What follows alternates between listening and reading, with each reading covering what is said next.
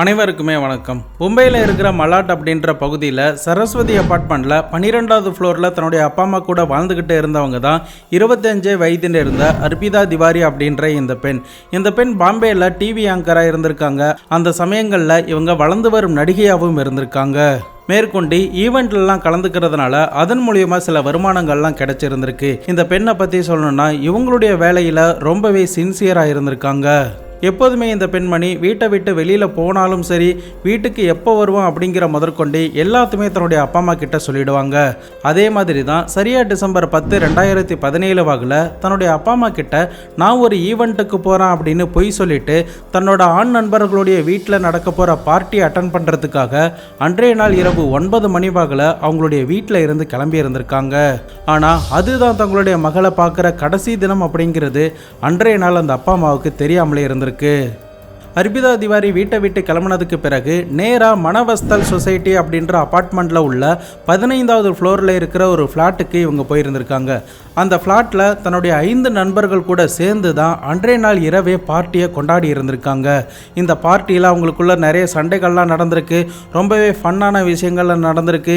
இறுதியாக அந்த பார்ட்டி அதிகாலை 3 மணிக்கு தான் முடிஞ்சிருந்திருக்கு. அதன் பிறகு அவரவர் தூங்க போயிருந்திருக்காங்க. இந்த அர்பிதா அந்த வீட்டோடைய ஹாலில் இருக்கிற சோஃபாவில் தான் வந்து படுத்து இருந்திருக்காங்க. அதன் பிறகு சரியாக 7 மணி வாக்கில் அர்பிதாவுடைய ஆண் நண்பரான அமித் அப்படின்றவர் யதார்த்தமாக கண் முழிச்சு பார்க்கும்போது அர்பிதா அந்த சோஃபாவில் இல்லாமல் இருக்காங்க. சரின்னு பாத்ரூமை பார்க்கும்போது பாத்ரூம் லாக் ஆகி இருந்ததுனால ஒருவேளை பாத்ரூமில் இருக்கலாம் அப்படின்னு சொல்லிட்டு அந்த ஆண் நண்பர் மறுபடியும் தூங்கி இருந்திருக்காரு. அதன் பிறகு சரியாக 30 நிமிடங்கள் கழித்து அந்த ஆண் நண்பர் மறுபடியும் முழித்து பார்க்கும்போது அர்பிதா அந்த சோஃபாவில் இல்லாமல் இருந்திருக்காங்க. என்ன இன்னும் காணோம் அப்படின்னு சொல்லிட்டு பாத்ரூமில் வந்து பார்க்கும்போது பாத்ரூமுடைய லாக் உள்பக்கமாக போடப்பட்டிருந்திருக்கு. இதனால் டோரை தட்டி தட்டி அர்பிதாவை கூப்பிட்டு இருந்திருக்காரு. ஆனாலும் அர்பிதா கிட்ட இருந்து எந்த ஒரு ரெஸ்பான்ஸுமே இல்லை. இதனால் பதறிப்போன அந்த ஆண் நண்பர் உடனடியாக இந்த பெண்ணை அழைச்சிட்டு வந்த நண்பரான பங்கஜ் அப்படின்றவனை எழுப்ப ஆரம்பிக்கிறாரு. அந்த பையன்கிட்ட இதே மாதிரி அர்பிதாவை காணும், பாத்ரூமில் வந்து பார்க்குற பாத்ரூம் உள்பக்கமாக தாப்பா போட்டிருக்கு, என்னன்னே தெரியல அப்படின்னு சொன்னதுமே உடனடியாக அந்த நண்பரும் எழுந்து வந்து டோரை தட்டி பார்த்துருக்காரு. அப்போவும் அர்பிதா கிட்ட இருந்து எந்த ஒரு ஆன்சருமே இல்லாமல் இருந்திருக்கு. அதன் பிறகுதான் என்ன பண்ணுறதுன்னு தெரியாமல் அந்த 2 பேருமே முழிச்சுக்கிட்டு இருக்காங்க. அந்த பாத்ரூமோடைய டோரை பற்றி சொல்லணும்னா என்னதான் உள்பக்கம் லாக் பண்ணியிருந்தாலுமே சாவியை போட்டு திறந்தா திறக்கக்கூடிய நிலையில தான் அந்த லாக்கர் இருந்திருக்கு. இதனால உடனடியாக பாத்ரூம் டோருடைய சாவியை எடுத்துட்டு வந்து திறந்துட்டு உள்ள பார்க்கும்போது தான் பாத்ரூமோடைய ஜன்னல் கண்ணாடிகள் எல்லாமே அந்த இடத்துல உடைஞ்சு கிடந்திருக்கு. இதை பார்த்ததும் அதிர்ந்து போன அந்த 2 பேரும் அந்த டாய்லெட்டுக்கு மேலே இருக்கிற ஜன்னலை பார்க்கும்போது அதில் இருக்கிற கிளாஸ் எல்லாமே கலட்டி வைத்தபடி இருந்திருக்கு. அதன் வழியாக தான் இந்த அர்பிதா தப்பிச்சு போன மாதிரியான தடயங்கள் எல்லாமே அந்த இடத்துல காணப்பெற்று இருந்திருக்கு. அதன் பிறகு அந்த பெண்ணை அழைச்சிட்டு வந்த பங்கஜ் அப்படின்றவன் அந்த பெண்ணுடைய அக்காவான வினிதா அப்படிங்கிறவங்களுக்கு கால் பண்ணி அர்பிதா வீட்டுக்கு வந்தாளா இல்லையா அப்படின்னு சொல்லி காலை 9 மணி வாக்கில் கேட்டிருந்திருக்கான். அந்த சமயத்தில் அர்பிதாவுடைய அக்காவான வினிதா, நான் ஆஃபீஸுக்கு வந்துட்டேன், என்னன்னு எனக்கு தெரியல, அப்பாவுக்கு கால் பண்ணி கேட்குறான் அப்படின்னு சொல்லிட்டு உடனடியாக அர்பிதாவுடைய அப்பாவுக்கு கால் பண்ணி கேட்கும்போது அவரும் வீட்டுக்கு வரல அப்படின்னு தான் சொல்றாங்க. இந்த தகவலை மறுபடியும் பங்கஜுக்கு சொல்லும்போது பங்கஜோடைய முகம் எல்லாமே அந்த இடத்துல படபடக்க ஆரம்பிக்குது. அர்பிதா எங்கே போனால் என்ன ஆனாலும் தெரியாமல் உடனடியாக அந்த 15வது மாடியில் இருந்து கீழே இறங்கி வந்து அர்பிதாவுடைய சடலம் ஏதாவது கீழே கிடக்கா அப்படின்னு சொல்லி தேடி பார்த்துருந்துருக்காரு. ஆனால் எங்கேயுமே அர்பிதாவுடைய சடலம் கிடைக்கவே இல்லை.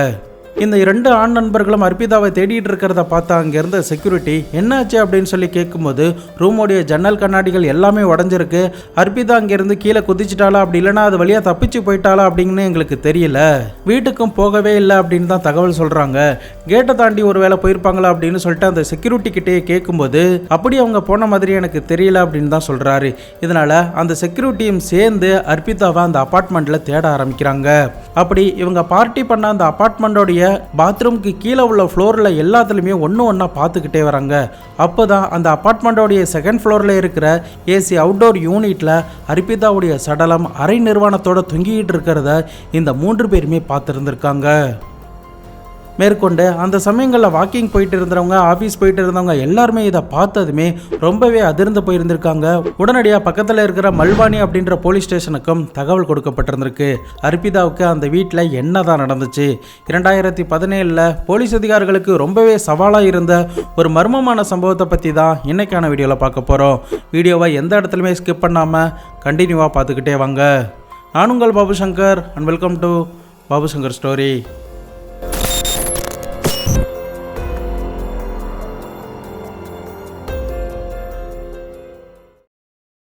நம்ம சேனலில் வர வீடியோஸ்லாம் உங்களுக்கு பிடிச்சிருக்கும் அப்படின்னு நான் நம்புகிறேன். வீடியோ பிடிச்சதுன்னா மறக்காமல் லைக் பண்ணி உங்களுடைய நண்பர்களுக்கும் ஷேர் பண்ணிவிடுங்க. சம்பவ இடத்துக்கு வந்த போலீஸ் அதிகாரிகள் அந்த சடலத்தை பார்த்துட்டு உடனடியாக அந்த இடத்துல இருந்து மீட்டெடுக்கிறாங்க. அது எல்லாத்தையுமே ஃபோட்டோ எடுக்கிறாங்க, வீடியோ எடுக்கிறாங்க. அது கூடவே அந்த பெண்மணி விழுந்ததாக சொல்லப்பட்ட அப்பார்ட்மெண்ட்டோடைய பாத்ரூமுக்கு போயிட்டு ஃபாரன்சிக் டிபார்ட்மெண்ட் அதிகாரிகளையும் வர வச்சு அந்த இடத்த கம்ப்ளீட்டாக சோதனை பண்ணி அங்கே கிடைக்கிற எல்லா தடயத்தையுமே சேகரித்து கொள்ளவும் செய்கிறாங்க. மேற்கொண்டு அந்த பாத்ரூம் எப்படி இருந்தது அப்படிங்கிறத ஃபோட்டோவும் எடுத்திருந்திருக்காங்க. இது எல்லாமே ஒரு பக்கம் நடந்துகிட்டு இருக்கிற சமயத்தில் மறுபக்கம் அந்த பெண்ணுடைய அப்பா அம்மாவுக்கு தகவல்லாம் கொடுக்கப்பட்டிருந்திருக்கு. அவர்களும் சம்பவ இடத்துக்கு வந்திருந்திருக்காங்க. அவங்களுடைய மகளை பார்த்துட்டு ரொம்பவே வேதனைப்பட்டிருந்திருக்காங்க. போலீஸ் அதிகாரிகள் அந்த பெண்ணுடைய சடலத்தை பார்த்துட்டு முதற்கட்டமா இந்த பெண்மணி தற்கொலை பண்ணி தான் இறந்து போயிட்டாங்க அப்படிங்கிற ஒரு தகவலை கொடுக்குறாங்க. ஆனால் அர்பிதாவுடைய அப்பா மட்டும் கண்டிப்பாக என்னுடைய மகள் தற்கொலை பண்ணி இருக்கிறதுக்கு வாய்ப்பே கிடையாது, என்னுடைய மகளை இவங்க தான் யாரோ கொலை பண்ணியிருக்கணும், நீங்கள் இந்த வழக்கை விசாரணை பண்ணும் அப்படின்னு சொல்லிட்டு ஒரு கம்ப்ளைண்ட் ஒன்றை போலீஸ் அதிகாரிகள் கிட்ட கொடுக்குறாரு. அதன் அடிப்படையில் போலீஸ் அதிகாரிகள் எஃப்ஐஆர்லாம் ஃபைல் பண்ணி அந்த வீட்டில் இருந்ததா சொல்லப்பட்ட 5 ஆண் நண்பர்களையும் கைது பண்ணி கஸ்டடியில் எடுத்து தனித்தனியாக விசாரணை பண்ண ஆரம்பிக்கிறாங்க. இது எல்லாமே ஒரு பக்கம் இருக்கிற சமயத்தில் அர்பிதாவுடைய சடலத்தை மீட்டெடுத்து பிரேத பரிசோதனைக்கும் அனுப்பி வச்சிருக்காங்க. இறந்து போன அர்பிதாவுக்கு அந்த சமயத்தில் 25 தான் வயதாக இருந்திருக்கு. வளர்ந்து வரும் நடிகையாகவும் இருந்திருக்காங்க. நிறைய வருமானமும் அப்போ தான் வந்து இருந்திருக்கு. இறந்து போன அர்பிதாவை பற்றி சொல்லணும்னா இவங்க ஜார்க்கண்ட் மாநிலத்தில் தான் பிறந்திருக்காங்க. இவங்களுடைய அப்பா அம்மா பேர் திரிவேணிநாத் திவாரி, நிர்மலா திவாரி. இந்த தம்பதியினருக்கு மொத்தம் 3 பெண் குழந்தைகள். முதலாவதா ஸ்வேதா திவாரி, இரண்டாவதா வினிதா திவாரி, மூன்றாவதா தான் இறந்து போன அர்பிதா திவாரி. முதல் 2 மகளுக்கும் திருமணம் கட்டி கொடுத்ததுனால தங்களுடைய இளைய மகள் கூட தான் இந்த அப்பா அம்மா வாழ்ந்துக்கிட்டு இருக்காங்க. ரொம்ப வருடத்திற்கு முன்னாடி ஜார்க்கண்ட் மாநிலத்தில் இருந்து பாம்பேக்கு பிழைப்புக்காக தான் இந்த குடும்பத்தார்கள் வந்திருக்காங்க. ஆனால் தங்களுக்கு இப்படி ஒரு சம்பவம் நடக்கும் அப்படிங்கிறத அவங்க கனவுல கூட நினச்சி பார்க்கல அப்படின்னு சொல்கிறாங்க. தொடர்ந்து அர்பிதாவை பற்றி விசாரித்ததில் அவங்களுக்கு 16 வயது இருக்கிற சமயத்தில் தான் அவங்களுடைய வீட்டுக்கு பக்கத்தில் இருந்த பங்கஜ் அப்படின்றவங்க கூட ஒரு பழக்கம் ஏற்பட்டு அந்த பழக்கம் ஒரு கட்டத்தில் காதலாகவும் மாறி இருந்திருக்கு. இறந்து போன சமயத்தில் இவங்க பங்கஜை 8 வருடமாக காதலிச்சுக்கிட்டு இருக்காங்க அப்படிங்கிற ஒரு விஷயம் தெரிய வருது. இதனால் பங்கஜுக்கும் இவங்களுக்கும் ஏதாவது தகராறு இருக்குமோ அப்படின்னு சொல்லிட்டு அவங்களுடைய குடும்பத்தார்கள் கிட்ட விசாரணை பண்ணும்போது அப்படி எதுவுமே எங்களுடைய மகள் கம்ப்ளைண்ட் பண்ணது கிடையாது, அவள் சந்தோஷமாக தான் இருந்துக்கிட்டு இருக்கா அப்படின்னு தெரிவிக்கிறாங்க. அர்பிதாவுக்கு தன்னுடைய காதலனான பங்கஜ் மூலியமாக தான் அமித்தோடைய பழக்கம் கிடைச்சிருந்திருக்கு. இந்த அமித் அந்த 15வது ஃப்ளோரில் அவனுடைய மற்ற 2 நண்பர்களான மனிஷ் ஜெய்ஸ்வால் மற்றும் சர்வான் சிங் அப்படின்ற 2 பேர் கூட தான் அந்த அபார்ட்மெண்ட்டில் வாழ்ந்துக்கிட்டு இருக்கான். மேற்கொண்டு இந்த 3 பேருக்கும் சமையல்காரராக கிருஷ்ணா அப்படின்ற ஒருத்தர் அந்த அபார்ட்மெண்ட்டில் தான் தங்கி இருந்திருக்காரு. சம்பவம் நடக்கிற சமயத்தில் கூட அந்த கிருஷ்ணாவும் அந்த இடத்துல இருந்திருக்காரு. மொத்தம் அர்பிதாவுடைய பாய் ஃப்ரெண்டை சேர்த்து அந்த அபார்ட்மெண்ட்டில் அன்றைய நாள் 5 ஆண் நண்பர்கள் இருந்ததா சொல்லப்படுது. அவர்கள் 5 பேருமே தனித்தனியாக விசாரித்ததில் யாருமே எங்களுக்கு சரியாக தெரியல, கண்முழிச்சு பார்த்ததுக்கு பிறகு தான் எங்களுக்கு இந்த விஷயங்கள்லாம் தெரிஞ்சுது அப்படின்னு சொல்கிறாங்க. மறுபக்கம் போலீஸ் அதிகாரிகள் அர்பிதாவுடைய ஈவெண்ட் மேனேஜரான லக்கி சர்மா அப்படின்றவரை விசாரித்ததில் அவர் என்ன சொல்லியிருந்திருக்காருன்னா, இந்த பெண்மணி என்னுடைய 2 ஈவெண்ட்டுக்கு வரேன்னு சொல்லிட்டு வராமல் போயிருந்திருக்காங்க, என்னாச்சு ஏன் வரல அப்படின்னு சொல்லி கேட்டபோது என்னுடைய பாய் ஃப்ரெண்டு கூட சில சண்டைகள்லாம் இருந்துச்சு, அதனால தான் நான் வரல அப்படின்னு தெரிவிக்கிறாங்க. இந்த ஒரு விஷயம் தான் போலீஸ் அதிகாரிகளுக்கு மிகப்பெரிய ஒரு ட்ரைனிங் பாயிண்டாக இந்த இடத்துல அமைய ஆரம்பிக்குது. இதனால் அந்த 5 ஆண் நண்பர்களில் அமித் அப்படின்றவங்க கிட்ட விசாரித்ததில் முதல் நாள் இரவு, அதாவது பார்ட்டி நடந்த அன்னைக்கு இந்த பங்கஜும் இந்த அர்பிதாவும் பயங்கரமாக சண்டை போட்டாங்க. நான் தான் விலக்கி விட்டேன். அதன் பிறகு தான் எல்லாருமே தனித்தனியாக போய் படுக்க ஆரம்பித்தோம். நான் காலை எழுந்து பார்த்ததுமே அர்ப்பிதா இல்லை அப்படின்ற ஒரு ஸ்டேட்மெண்ட்டை சொல்லியிருந்திருக்கான். உடனடியாக போலீஸ் அதிகாரிகளுக்கு முழுக்க சந்தேகம் அர்ப்பிதாவுடைய பாய் ஃப்ரெண்டான பங்கஜ் மேலே தான் எழ ஆரம்பிக்குது. இதனால் அவனை கூப்பிட்டு விசாரணை பண்ணும்போது எங்கள் 2 பேருக்குள்ளேயும் சண்டைகள் நடந்ததெல்லாம் உண்மைதான். ஆனால் அர்ப்பிதாவுக்கு என்ன நடந்துச்சு அப்படிங்கிறது எனக்கு எதுவுமே தெரியாது. 7:30 மணிக்கு அமித் என்னை எழுப்பி விட்டதுக்கு பிறகு தான் நான் எழுந்தேன் அப்படின்னு தன்னுடைய ஸ்டேட்மெண்ட்டை சொல்லியிருந்திருக்கான். அந்த சமயத்தில் போலீஸ் அதிகாரிகள் அந்த பாய் ஃப்ரெண்ட் கிட்ட வேற ஏதாவது ஞாபகம் இருக்கா, முதல் நாள் பார்ட்டியில் வேற ஏதாவது நடந்துச்சா, அதை ஏதாவது ஞாபகப்படுத்தி சொல்ல முடியுமா அப்படின்னு சொல்லி கேட்டபோது தான் முதல் நாள் இரவு எங்கள் 2 பேருக்குள்ளேயும் பயங்கர சண்டைகள்லாம் நடந்துச்சு. அந்த சமயத்தில் அர்ப்பிதாவை இவன் தான் சோஃபாவில் கொண்டே படுக்க வச்சான். அந்த சமயத்தில் என்னுடைய காதலி ட்ரெஸ் எதுவுமே மாற்றலை, இதனால ட்ரெஸ்ஸை மாற்றிட்டு படு அப்படின்னு சொன்னான். ஆனாலும் அர்ப்பிதா அது எதையுமே கேட்காம அந்த சோஃபாவில் போய் படுத்துட்டாங்க. அந்த சமயத்தில் இவன் ட்ரெஸ்ஸை மாற்றி விடுறதுக்கெல்லாம் முயற்சி பண்ணா. அப்போ அர்ப்பிதா பலாருன்னா அவனை ஒரு அறை விட்டு என்னுடைய பாய் ஃப்ரெண்ட் மாதிரி நீயும் பண்ணாத அப்படின்னு சொன்னா. அதன் பிறகு என்ன நடந்துச்சு அப்படின்னு எனக்கு தெரியல, போதையில் நான் தூங்கிட்டேன் அப்படின்னு அந்த பாய் ஃப்ரெண்ட் மறுபடியும் ஒரு ஸ்டேட்மெண்ட் சொல்லியிருந்திருக்கான். இது எல்லாத்தையுமே போலீஸ் அதிகாரிகள் கலெக்ட் பண்ணதுக்கு பிறகு முழுக்க சந்தேகம் இந்த சமயத்தில் அமித் மேலே தான் எழ ஆரம்பிக்குது. மேற்கொண்டு ஃபாரன்சிக் டிபார்ட்மெண்ட் அதிகாரிகள் அந்த பாத்ரூமில் செக் பண்ணி பார்த்ததுல அமித்தோடைய ஃபிங்கர் பிரிண்ட் தான் நிறைய இருந்திருக்கு அப்படிங்கிறதும் தெரிய வருது. பட் அமித்தை என்னதான் விசாரணை பண்ணாலும் அவன் சொன்ன கதையை தான் மறுபடியும் சொல்லிக்கிட்டே இருந்திருக்கான். இதனால அந்த வீட்டில் சமயக்காரராக வேலை பார்த்த அந்த கிருஷ்ணா அப்படிங்கிறவரை போலீஸ் அதிகாரிகள் அவங்களுடைய ஸ்டைலில் விசாரணை பண்ணும்போது தான் அவர் சில ஸ்டேட்மெண்ட்டை சொல்லியிருந்திருக்காரு. அவர்கிட்ட விசாரிச்சதில் அவர் என்ன சொல்கிறாருன்னா, முதல் நாள் இரவு பார்ட்டி நடந்ததெல்லாம் உண்மைதான், நான் அன்றைய நாள் கொஞ்சமாக தான் குடித்தேன், இதனால் எனக்கு 5 மணி வாகலாம் முழிப்பு வந்துருச்சு. அந்த சமயத்தில் அர்ப்பிதாவுடைய பக்கத்தில் இந்த அமித் தான் படுத்திருந்தாரு. சரி 2 பேரும் விருப்பத்தோடு தான் படுத்திருக்காங்க அப்படின்னு நினச்சிட்டு நான் எதுவுமே கண்டுக்காமல் மறுபடியும் தூங்கிட்டேன். அதன் பிறகு 5:30 மணி வாக்கில் பார்க்கும்போது 2 பேருமே அந்த இடத்துல காணோம் அப்படின்னு சொல்லியிருந்திருக்காரு. இந்த ஸ்டேட்மெண்ட்டை கேட்டதுக்கு பிறகு அந்த 5 பேருக்குமே பாலிகிராஃப் டெஸ்ட் பண்ண ஆரம்பிச்சிருக்காங்க. அப்படி அந்த 5 பேருக்கும் உண்மை கண்டறியும் சோதனை பண்ணதில் அமித்துக்கு மட்டும் நெகட்டிவ்னு வந்திருக்கு. இதனால போலீஸ் அதிகாரிகள் முழுக்க அமித் தான் ஏதோ பண்ணியிருக்கணும் அப்படின்னு சொல்லிட்டு அவனை கஸ்டடியில் எடுத்து துருவி விசாரிக்கிறாங்க. ஆனால் அவன் கிட்ட இருந்து எந்த ஒரு தடையுமே கிடைக்கவே இல்லை. மறுபக்கம் அர்ப்பிதாவுடைய அட்டாப்சி ரிப்போர்ட்டில் அந்த பெண்மணி பாலியல் பலாத்காரம்லாம் பண்ணப்படலை அப்படிங்கிற ஒரு ரிப்போர்ட் தான் வந்திருக்கு. இது எல்லாமே ஒரு பக்கம் இருந்தாலும் போலீஸ் அதிகாரிகளுக்கு சந்தேகத்தை கிளப்பின இன்னொரு விஷயம் என்னன்னா, அந்த பாத்ரூமோடைய ஜன்னல் கண்ணாடிகள் எல்லாமே கழட்டி வைக்கப்பட்டிருந்திருக்கு. அந்த சமயத்தில் ஒரு கண்ணாடி உடைக்கப்பட்டிருந்திருக்கு.